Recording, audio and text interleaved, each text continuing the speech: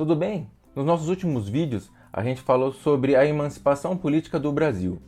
Se você se lembra bem, o continente americano ele é dominado por portugueses, ingleses e espanhóis. A região dominada por Portugal é a região do Brasil. Então, nos últimos vídeos, a gente falou sobre como essa região dominada por Portugal acabou se tornando independente desse país. Hoje a gente vai falar como isso ocorreu naquela região que era dominada pelos ingleses e nas regiões que eram dominadas pelos espanhóis. Vamos começar pela Inglaterra. E por que a gente vai começar por essa região?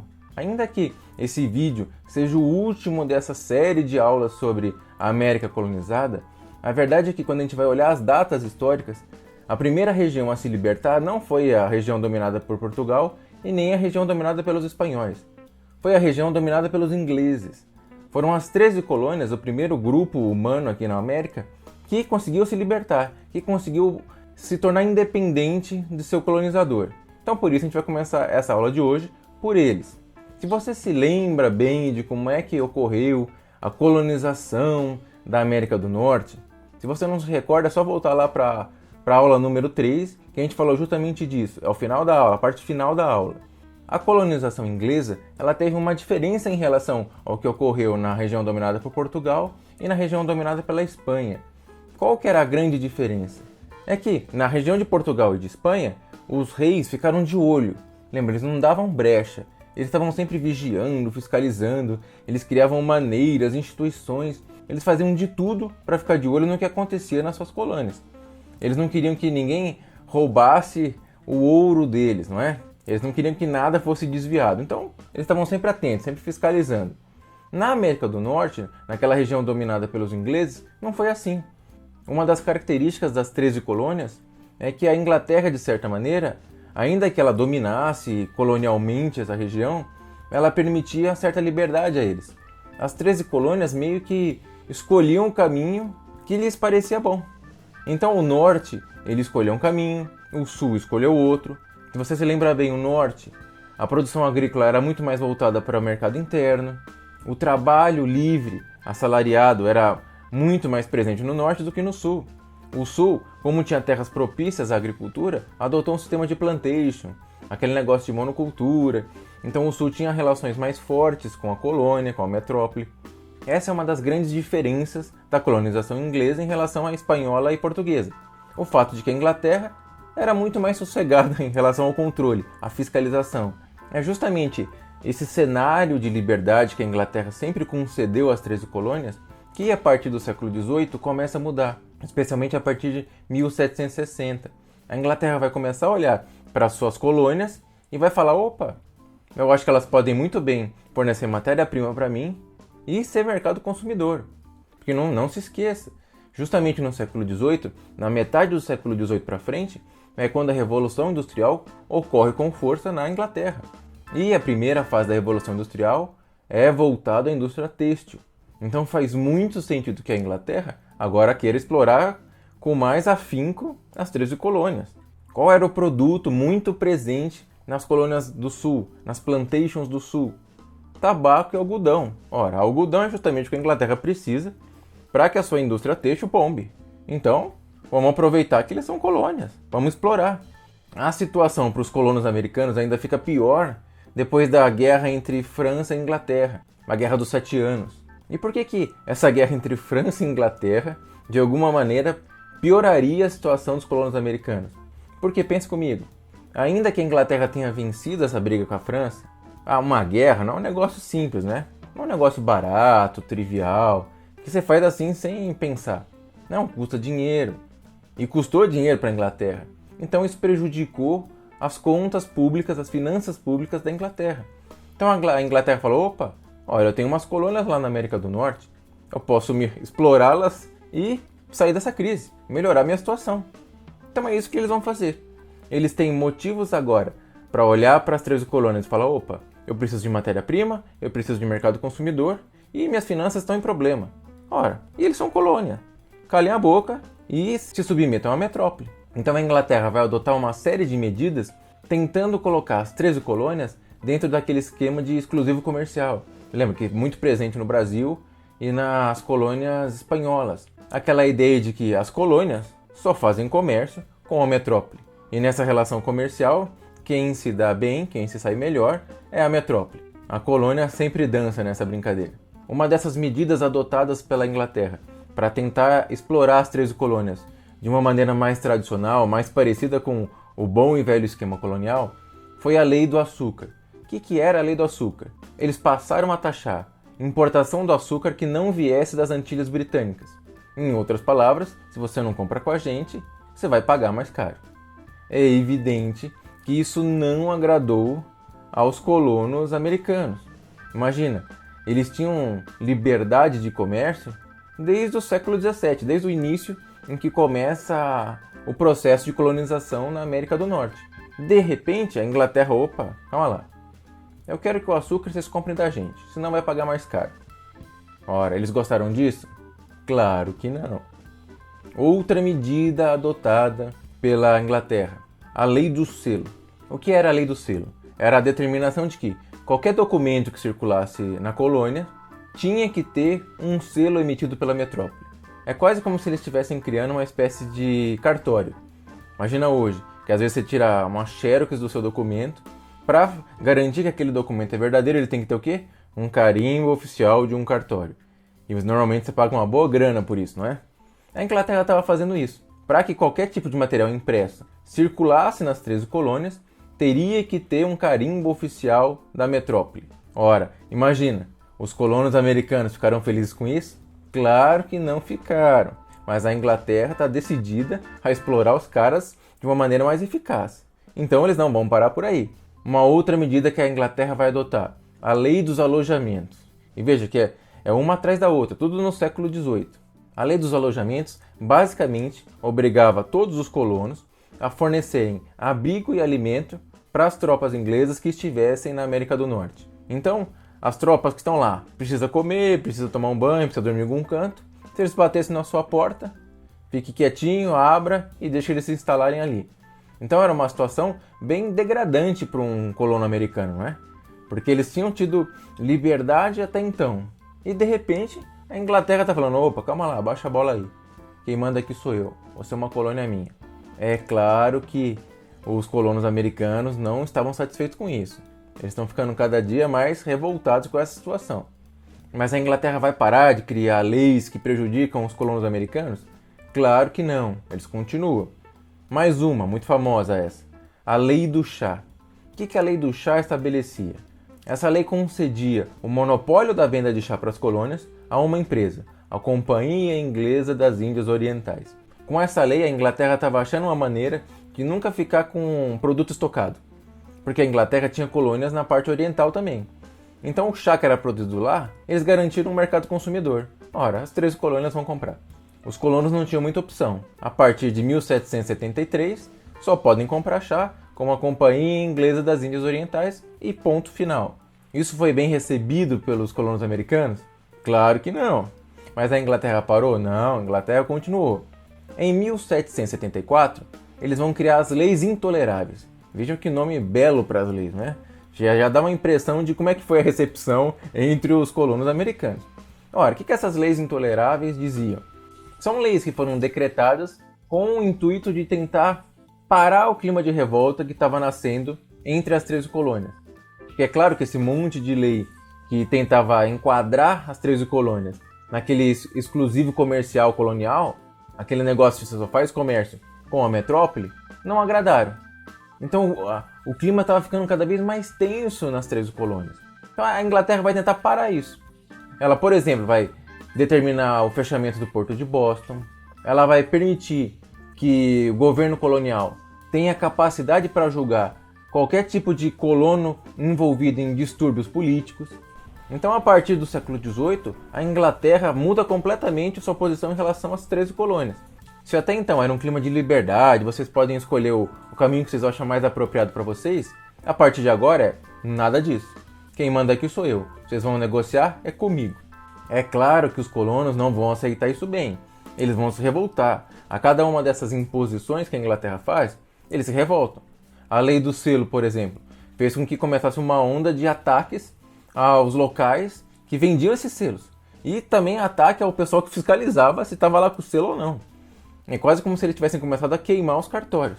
Mas sem dúvida nenhuma, a principal manifestação contra a Inglaterra nesse período é a famosa Festa do Chá de Boston, que vai ocorrer em 16 de dezembro de 1773. Esse protesto ocorre logo depois da Lei do Chá, que obrigou os colonos a comprarem chá através da Companhia Inglesa das Índias Orientais, ou seja, era uma lei que tirava a liberdade de comércio dos colonos. O que eles fizeram? O que foi essa Festa do Chá de Boston? Eles se vestiram de indígenas, de nativos, foram até o porto de Boston e pegaram todo o carregamento de chá que tinha lá nos navios e jogaram no mar. Lançaram tudo ao mar. É como se eles tivessem feito um chá gigante. E é justamente essa manifestação política que a gente vê aqui representada nessa imagem do século XIX. Veja os colonos nos barcos, vestidos de indígenas, lançando o chá ao mar. Um monte de colonos aqui no porto, levantando um chapéu, bradando.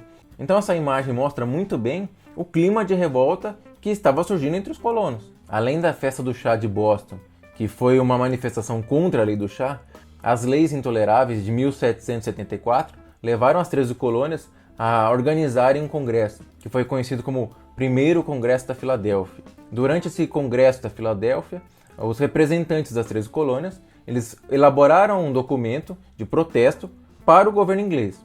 Esse documento foi bem recebido pela Inglaterra. A Inglaterra olhou a revolta dos colonos americanos e falou: não, vamos parar, vai. Vamos tirar o pé, vamos parar de explorar os caras? Claro que não. Fez o efeito contrário. A Inglaterra viu esse documento, viu que o clima era de revolta e falou: opa, esse pessoal tá nervoso. É melhor eu aumentar as tropas inglesas na América do Norte. E quando é que começa a batalha contra a Inglaterra em busca de independência? Isso vai acontecer em abril de 1775. E tudo começa porque algumas tropas inglesas vão encontrar um depósito de arma dos colonos e vão tentar destruir. Ao tentar fazer isso, os colonos vão resistir. Na verdade, vão resistir muito mais do que os ingleses imaginavam. E aí vai começar um conflito. Praticamente um mês depois desse conflito, vai ocorrer o segundo Congresso da Filadélfia. Nesse congresso, ao invés de só redigir um documento de protesto, eles vão chamar as pessoas, convocar as pessoas a que pegassem armas e vão colocar como chefe das tropas americanas George Washington, que depois vai se tornar o primeiro presidente dos Estados Unidos. No dia 4 de julho de 1776, o segundo Congresso da Filadélfia aprova a Declaração de Independência. É a partir dessa data que as 13 colônias passam a se chamar Estados Unidos da América. E o que dizia essa Declaração de Independência? Vamos ver um trechinho aqui. Todos os homens são criados iguais, dotados pelo Criador de certos direitos inalienáveis, entre os quais figuram a vida, a liberdade e a busca da felicidade. Para assegurar esses direitos, entre os homens se instituem governos, que derivam seus justos poderes do consentimento dos governados. Sempre que uma forma de governo se dispõe a destruir essas finalidades, cabe ao povo o direito de alterá-la ou aboli-la, e instituir um novo governo, assentando seu fundamento sobre tais princípios e organizando seus poderes de tal forma que a ele pareça ter maior probabilidade de alcançar-lhe a segurança e a felicidade. Então a gente consegue ver nesse trechinho da Declaração de Independência americana a influência muito forte dos ideais iluministas, não é? Na primeira frase você já percebe essa influência. A ideia de que todos são iguais perante a lei. E um governo deve assegurar isso. A Inglaterra aceitou essa Declaração de Independência? Claro que não. Então eles vão continuar guerreando. A guerra vai se estender até 1781. E ao final desse conflito, aproximadamente 70 mil pessoas morreram. Veja que é um número muito grande. A guerra pela independência americana costuma ser dividida em duas fases. Na primeira delas, que vai de 1775, quando começa a briga, até 1778, as tropas dos Estados Unidos lutam sozinhas. Eles não têm nenhum apoio internacional. É eles contra a Inglaterra. É colonos americanos contra uma das maiores nações, com um dos maiores exércitos do mundo. Veja que a situação não é muito boa. A partir de 1778 até 1781, que é quando acaba a guerra, eles vão ter apoio internacional. Eles vão ter apoio, sobretudo, da França, da Espanha e da Holanda. Se você já assistiu aquele filme lá, O Patriota, com Mel Gibson, você vê que no final do filme, o grande momento em que eles obtêm uma vitória bastante espetacular é quando chega a ajuda dos franceses. Se você lembra do começo dessa aula, um dos motivos que levaram a Inglaterra a pressionar as 13 colônias foi a guerra entre Inglaterra e França. Nessa guerra, a França perdeu. E olha a França aqui de novo, agora lutando contra a Inglaterra por meio dos colonos americanos. Já que não deu para ganhar da Inglaterra na briga direta, a França agora vai colaborar com os colonos contra a Inglaterra. E a participação francesa é muito importante na vitória americana em 1781. Para ser mais preciso, a guerra entre americanos e Inglaterra termina em 19 de outubro de 1781, na Batalha de Yorktown, quando o último exército inglês é derrotado.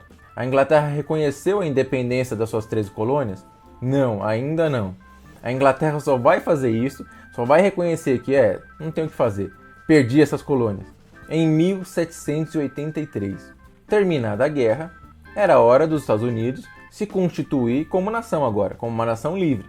Estava na hora de fazer uma constituição para esse país, o que vai acontecer em 1787, quando é promulgada a primeira Constituição dos Estados Unidos. Aliás, primeira e única. Essa Constituição vigora até hoje, uma diferença muito grande em relação ao Brasil, por exemplo, que já teve uma série de constituições. Alguns pontos importantes dessa Constituição. Os Estados Unidos se estabeleceram como uma república federativa que tinha um presidente como chefe. O que quer dizer isso? Quer dizer que os estados eles têm muita força, muita autonomia, eles formavam como uma espécie de clube, de associação, que era presidida na figura de um presidente, que é algo que a gente vê até hoje funcionando lá nos Estados Unidos. Os estados têm muita autonomia. Muitas leis, por exemplo, variam porque cada estado pode decidir sobre ela. A pena de morte, por exemplo, num estado X, a pessoa lá pode morrer. No outro não tem pena de morte. Então varia. Uma outra característica dessa Constituição é que ela assegurava uma série de direitos civis, como o exercício de direitos políticos, a liberdade de expressão, de imprensa, de crença, sabe, essas coisas fundamentais para que uma democracia funcione. Essa Constituição de 1787 estava garantindo. Além disso, a Constituição americana dividia os poderes em três: judiciário, legislativo e executivo. Uma maneira muito tradicional no Ocidente de evitar o aparecimento de um tirano, não é? Porque dividindo os poderes fica mais difícil disso acontecer. Com a promulgação da Constituição americana, os Estados Unidos agora pode viver um período de liberdade. O primeiro presidente dessa nação vai ser o George Washington, aquele que foi o comandante das tropas na briga pela independência. A partir de agora, os ingleses não dominam mais nenhuma região no continente americano. Mas e a parte dominada pelos espanhóis? Como é que fica? A partir do século XVIII, especialmente a primeira metade do século XVIII, o sistema colonial implantado por espanhóis e portugueses no continente americano, ele começa a entrar em crise. Por quê? Tinha dois elementos aí que causavam um problema. O primeiro deles é que o próprio sistema colonial tinha contradições internas. O que quer dizer isso? Quer dizer que, para que você explorasse uma região, uma colônia, era necessário que essa colônia se desenvolvesse. Só que, conforme esse desenvolvimento ocorria, ia chegar um momento em que essas pessoas não iam mais querer estar sob seu domínio. Então era inevitável. Você vai explorando, uma hora elas não vão querer mais ser exploradas. Além disso, você começa a ter um choque entre as práticas mercantilistas, que eram muito comuns nesse sistema colonial, com o capitalismo industrial que está nascendo. Já começa a ter um choque, sabe? Aquela necessidade de mercados produtores, de mão de obra livre, não combina muito com plantations com mão de obra escrava. Apesar desses dois elementos, até o início do século XIX, a Espanha tinha o controle de uma vasta região no continente americano. Era muito grande. Essa região ela era dividida em 4 vice-reinos: Nova Espanha, Peru, Nova Granada e Rio da Prata. E 4 capitanias: Cuba, Guatemala, Chile e Venezuela.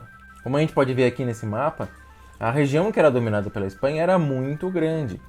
Então, os movimentos de emancipação não se deram ao mesmo tempo e da mesma maneira nesse vasto território. Eles tiveram características que eram específicas de cada região. Apesar de toda essa fragmentação, a gente consegue identificar alguns elementos que de uma maneira ou outra estão presentes em todas as lutas emancipatórias contra o domínio espanhol. Quais são esses elementos? O primeiro deles, a difusão de ideias liberais.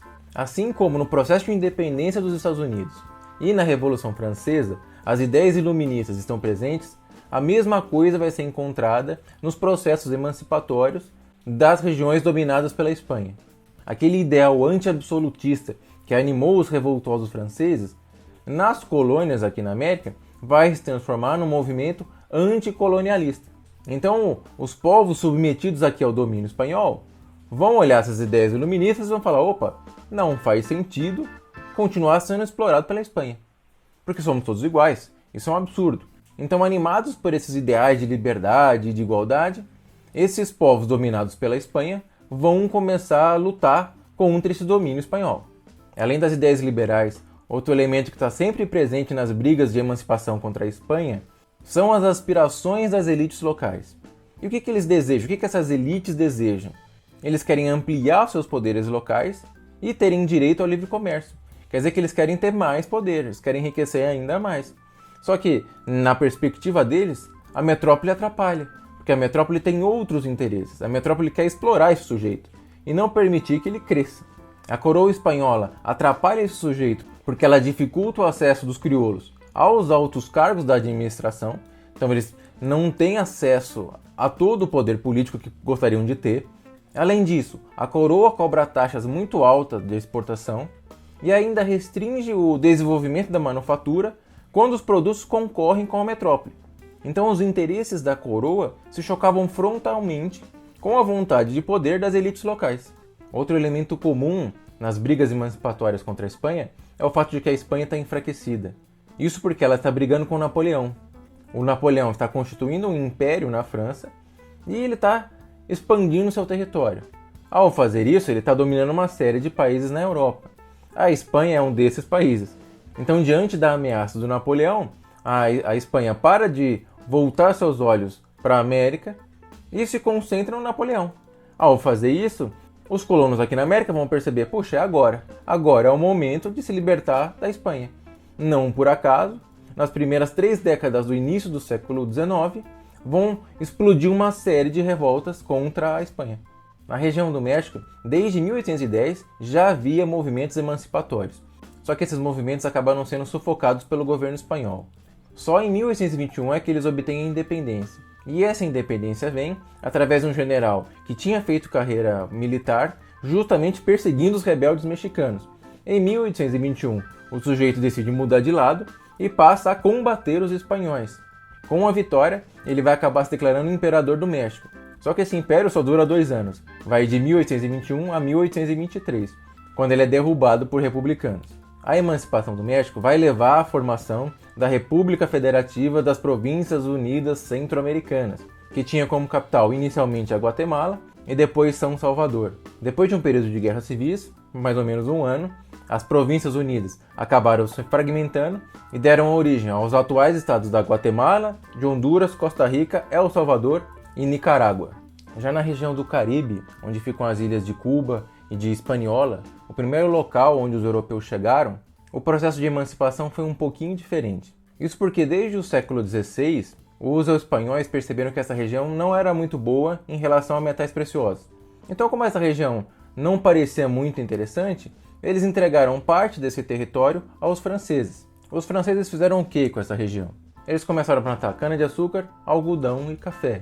Basicamente um sistema muito parecido com aquele sistema de plantation. Ora, esse sistema, a gente sabe, ele depende de mão de obra escrava. Então, já que a França começou a plantar cana-de-açúcar, algodão e café, eles começaram também a aumentar o volume de escravos na ilha de São Domingo. Para você ter uma ideia, no fim do século XVIII, você já tinha por volta de 500 mil escravos nessa região. E isso era equivalente a mais ou menos 20 vezes mais escravos do que brancos nessa colônia. É claro que a relação entre os escravos e a elite não era boa, né? Era uma relação de tensão. Afinal de contas, as condições de vida e de trabalho dos escravos era horrível, era péssimo. A tensão aumenta ainda mais quando começa a Revolução Francesa, porque parte da elite vai ver essa instabilidade na França como uma oportunidade para brigar por emancipação e outra parte da elite vai ficar com medo. Eles vão falar: opa, pode ser que se a gente começar agora um processo contra a França, a gente não dê conta de controlar a imensa massa de escravos que a gente tem aqui.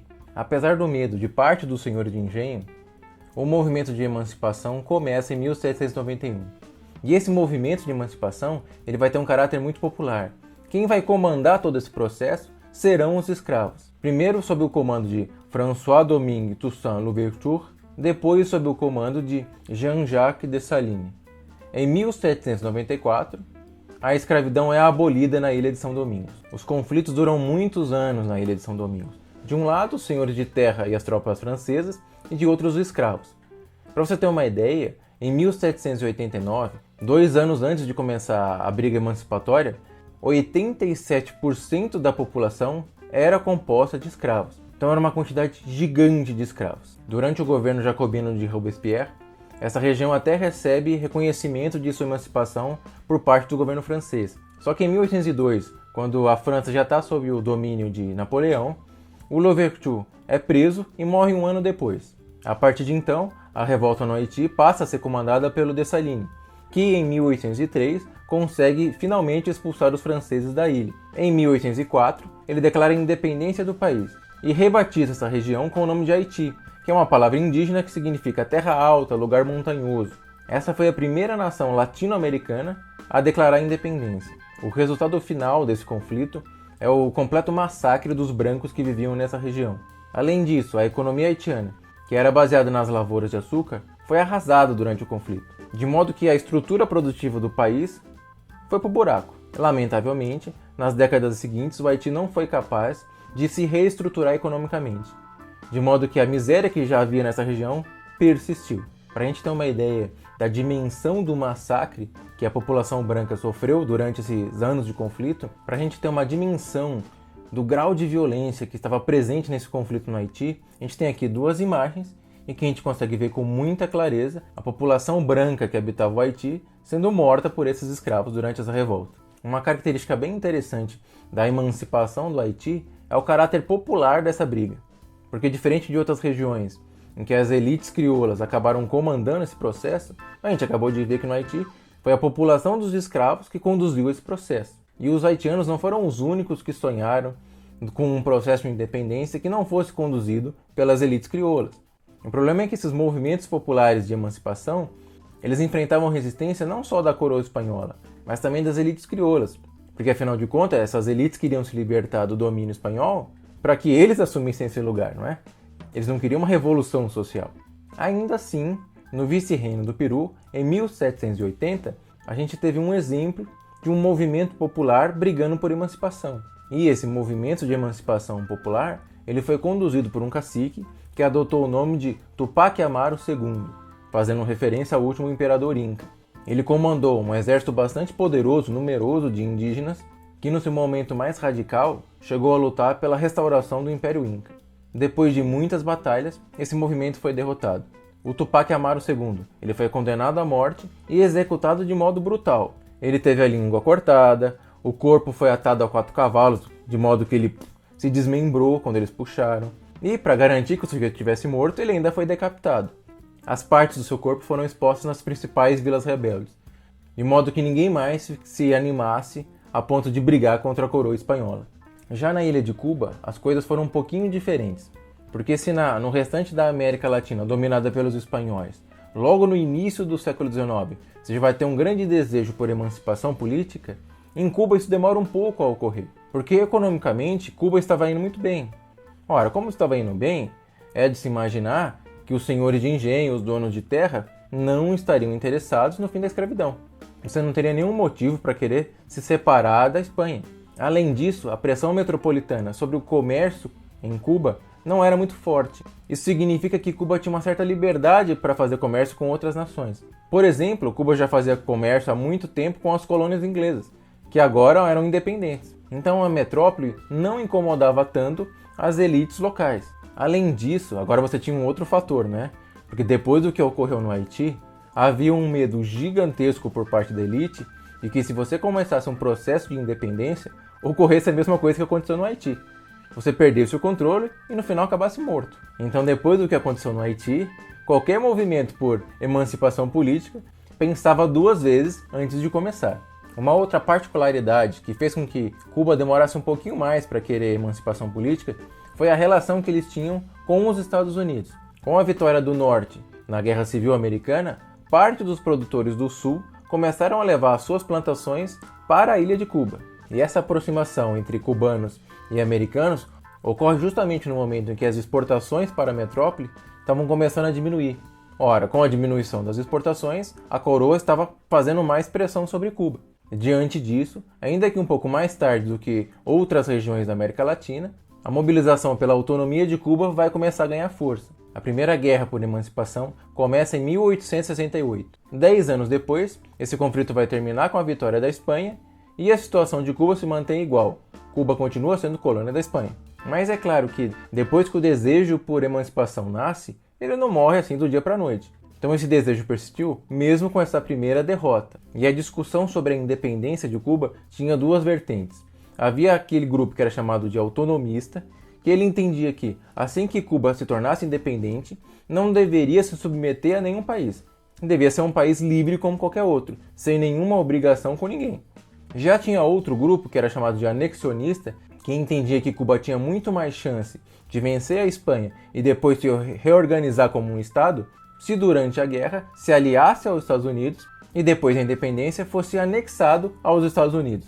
Por isso, anexionistas. O debate entre esses dois grupos ele se estende até 1895, que é quando começa a Segunda Guerra pela Independência de Cuba. Esse conflito vai durar 3 anos, vai até 1898, quando finalmente Cuba obtém vitória em relação à Espanha, se torna independente. Na parte final desse conflito, Cuba recebeu o apoio militar dos Estados Unidos, de modo que a posição dos anexionistas ganhou força. Depois da vitória contra a Espanha, Cuba vai ser oficialmente livre, só que toda a sua produção econômica se voltou para os Estados Unidos. Então havia um grau de dependência muito grande em relação aos Estados Unidos. Essa dependência cubana, ela foi criticada muitas vezes. Você percebe que a crítica principal aqui presente nas duas charges é que Cuba trocou um algoz por outro. Antes ela dependia da Espanha, agora está submissa aos Estados Unidos. É como se Cuba, ainda que tivesse alcançado a autonomia política, não fosse verdadeiramente livre. Na América do Sul, as lutas por independência contaram com a liderança de dois sujeitos, José San Martín e Simón Bolívar. Na região do vice-reino de Nova Granada, a figura de Simón Bolívar foi muito importante para a obtenção da independência. Para se ter uma ideia, em 1807 ele já estava participando de movimentos que lutavam pela autonomia da Capitania Geral da Venezuela. Em 1810, que é quando eles conseguem depor o representante espanhol dessa região e criar um governo autônomo, ele estava lá presente. Ele foi uma figura central, tanto na independência da Venezuela, como na primeira constituição do país. No ano seguinte, a Espanha reagiu, e a região da Venezuela vai viver esse movimento de vai e volta do governo espanhol. Isso só se resolve para valer em 1819, quando a Espanha é finalmente expulsa da Venezuela. Pouco tempo depois, a Colômbia e o Equador também obtêm a independência. Apesar da emancipação política conquistada nessas regiões, eles não tiveram paz. Isso porque as disputas internas que haviam nessas regiões acabaram gerando uma guerra civil. De um lado você tinha aqueles que defendiam a criação de um Estado único e centralizado, e de outro você tinha os partidários de uma organização federalista, que desse conta de garantir a autonomia das províncias e diminuísse a interferência do poder central. Como a gente percebe, eram visões muito diferentes de como organizar esses estados livres. Já na região do vice-reino do Rio da Prata, a grande figura política aí foi o José de San Martín. E diferente do que aconteceu no norte da América do Sul, a resistência no Rio da Prata foi muito fraca, de modo que os processos de independência ocorreram de modo muito mais rápido. Para se ter uma ideia, o Paraguai se torna independente em 1811. A Argentina consegue sua autonomia em 1816. Infelizmente, depois disso a Argentina vai ficar mais ou menos 50 anos sofrendo disputas internas pelo poder, mas esse é outro caso. Já o território do que hoje é o Uruguai, esse sofreu um pouco mais de problemas, porque era uma região que era cobiçada por ingleses, portugueses, brasileiros e argentinos. E só em 1828 é que se torna independente. Já a Bolívia, que pertencia ao vice-reino do Rio da Prata, e o Peru, que pertencia ao vice-reino do Peru, eles obtiveram a sua independência tanto com a liderança do Bolívar como de San Martín. No Peru, a briga por independência começa em 1811. Depois de 10 anos de luta, as tropas de San Martín e as tropas de Bolívar obtêm sucesso e o Peru se torna independente da Espanha. Na Bolívia, a luta emancipatória começa em 1812 e em 1825 a Bolívia obtém sua independência. Enfim, o que a gente percebe quando a gente começa a falar sobre a independência da América Latina é que esse processo emancipatório ele não é homogêneo. Não existe um líder que comande esse processo. O que a gente tem são várias revoltas ocorrendo simultaneamente em várias regiões da América Latina. E depois que essas regiões obtêm a sua independência, você vai ter que consolidar esses novos estados. E é aí que você vai enfrentar novas dificuldades, porque essas várias regiões, elas não têm uma única liderança. Na maioria das vezes, ela vai ter várias elites locais com interesses próprios. É nesse momento que surge a figura do caudilho. E o que é o caudilho? A rigor, caudilho é o chefe armado que atua na América Hispânica depois do processo de independência e ele luta pelos interesses da sua região, contra a ideia de um poder centralizado, um poder nacional. A partir do século XX, a palavra caudilho também passou a ser usada para se referir a lideranças políticas fortes e com grande apoio popular, normalmente com um certo tom pejorativo, se referindo a um sujeito um tanto populista, que confunde o público com o privado, muito característico aqui na América Latina. Mas no primeiro momento, caudilho quer dizer só isso, um sujeito que tem poder militar, que atua na América Hispânica depois que ele passou pelo processo de independência, e esse sujeito não gosta de um poder centralizado. Ele defende o interesse de sua própria região. Isso significa que, se o processo de emancipação foi difícil, a consolidação desses novos estados vai ser ainda pior, ainda mais complicado, porque articular, conciliar todos esses interesses locais é quase impossível. Raríssimas vezes, esses conflitos locais foram resolvidos através da negociação, da conversa. Na maioria das vezes o que aconteceu é que um caudilho acabou se impondo militarmente sobre outro. Então essa unidade é obtida através da força e não da conversa. Em oposição aos caudilhos, que tendiam a defender os interesses locais, havia aqueles que acreditavam que só governos centralizados seriam capazes de conter um possível esforço recolonizador da Espanha ou, quem sabe, a tentativa de qualquer outro país de se impor sobre essa região. Essas pessoas normalmente tinham como origem a elite crioula e eram muito influenciados pelas ideias liberais e iluministas, aquelas mesmas que motivaram os movimentos de emancipação. E por fim, para terminar a aula sobre o processo de emancipação da América Latina, é preciso falar sobre a ideia de unidade americana. Isso porque, além desses conflitos entre caudilhos e unitários, havia na América Latina projetos de unidade muito mais amplos. É justamente isso que defendia Simão Bolívar. Ele chegou a apresentar 2 projetos de unidade para a América Latina, mas nunca passou pela cabeça dele unificar todos os territórios que antes eram colônias da Espanha. Ele não tinha em mente formar um grande país, um país gigantesco. Essa não era a ideia. O que ele pretendia era muito mais parecido com a ideia de uma liga. Não por acaso, o primeiro projeto para unificar a América era justamente chamado de Liga Sul-Americana. Ele queria criar uma associação entre Equador, Panamá, Venezuela e Colômbia.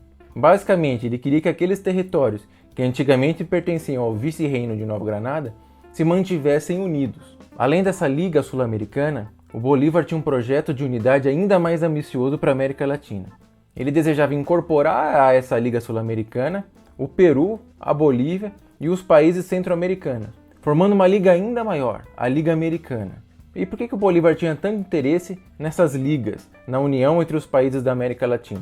Por algumas razões. Ele entendia que essa união era a melhor maneira de se defender de uma possível tentativa de reconquista colonial por parte da Espanha. Além disso, era uma tentativa do Bolívar de recriar o sucesso da independência americana na América Latina, ainda que o regime político dessas ligas do Bolívar fosse diferente do regime político nos Estados Unidos. E por fim, uma última vantagem que ele via nessas ligas é que os países do norte da América do Sul ficavam muito mais fortes na defesa do seu território contra possíveis avanços brasileiros em seus domínios. Então você percebe que o Bolívar tinha uma certa desconfiança em relação ao Brasil. Apesar do Bolívar ser uma figura muito conhecida na América Latina, por ter participado ativamente da emancipação de vários territórios, esses 2 projetos fracassaram. Para as lideranças políticas e militares dessas regiões que o Bolívar gostaria de ver unidas, essas ideias pareciam muito mais o resultado da ânsia que o Bolívar tinha pelo poder. Então esses projetos de unidade eram vistos como oportunidades para que o Bolívar ganhasse mais poder na América Latina. De todo modo, o fato é que agora a América Portuguesa, a América Inglesa e a América Espanhola estão livres. Todo o continente americano se libertou desse regime colonial. A América finalmente é livre. Será que agora tudo vai ser às mil maravilhas por aqui? Todos viverão em paz e prosperidade? Bem, esse é um assunto não só para um próximo vídeo, como para uma próxima playlist. Então, até lá!